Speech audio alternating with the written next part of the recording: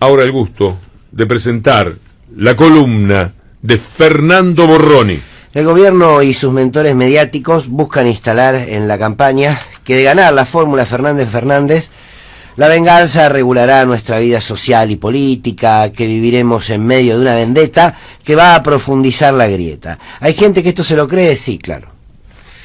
Lo hacen porque, como es costumbre, sostienen su política a partir de estigmatización. Al no poder mostrar nada, absolutamente nada, que ponga en valor su gestión de gobierno, apelan a la acusación sistemática, para que en todo caso el rechazo hacia ese enemigo construido como tal le determine indirectamente o directamente su apoyo. Alberto Fernández fue muy claro cuando dijo: vamos a meter presa a la venganza. Sin embargo, hacen oídos sordos y hablan de que se viene el Ministerio de la Venganza. Frente a esto, lo primero que hay que decir es que los que vinieron a vengarse por el odio que le generó haber perdido privilegios durante el kirchnerismo fueron ellos. Los funcionarios de este gobierno y los medios que han puesto a este gobierno donde está. Una muestra de su venganza son los presos políticos en la Argentina. ¿Por qué tenés encerrado a decenas de hombres y mujeres en una etapa procesal sin sentencia firme si no es venganza? ¿Qué están vengando? Lo que el accionar de estos hombres y estas mujeres generaron para el pueblo, y eso fue a partir de haber recortado, entre otras cosas, privilegios a quienes más tienen. Explicaciones jurídicas puede haber muchas. Desde lo político nadie puede negar que Amado Vudú está preso porque se están vengando de la recuperación de las jubilaciones por manos del Estado. O se puede negar que Milagro Sala está presa y es parte de la venganza porque puso en jaque el poder feudal de Jujuy, el poder económico de Jujuy. ¿En serio que Milagro presa no es la venganza de Blaquier? Nadie puede negar que la venganza de la derecha tiene largos brazos y que no solo persigue a los dirigentes de un pueblo, sino también de esa porción de pueblo que se empodera y que desafía. ¿O no es venganza la que impartieron sobre un puñado de jueces que fallaron en contra de sus políticas? ¿O no fue venganza Carlos Rosansky, Alejandra Gigarbó, el juez Arias, por nombrar algunos? Pero vamos más atrás, por si hace falta. ¿Qué fue el bombardeo de junio del 55 en Plaza de Mayo sobre cientos de trabajadores y trabajadoras, sino vengar los derechos conquistados? Que alguien me convenza que la pared donde pintaron viva el cáncer no era la venganza sobre una mujer que era amada por ese pueblo. Díganme si ese perverso deseo no era además una venganza para con ese mismo pueblo.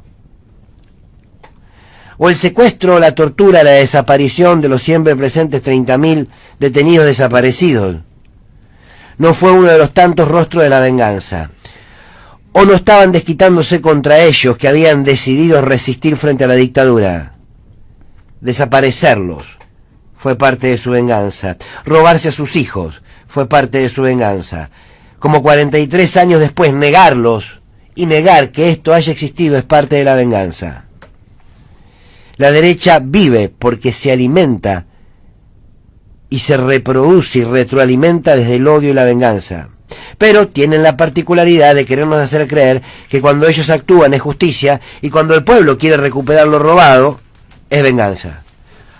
Porque la derecha goza de la impunidad de conceptualizar a su antojo cada uno de los principios y valores de la democracia.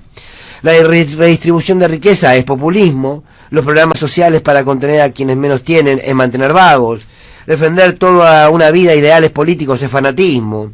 Cuando la clase media se moviliza es una marcha democrática de autoconvocados, cuando se moviliza el pueblo doliente son una manga de vagos pagos.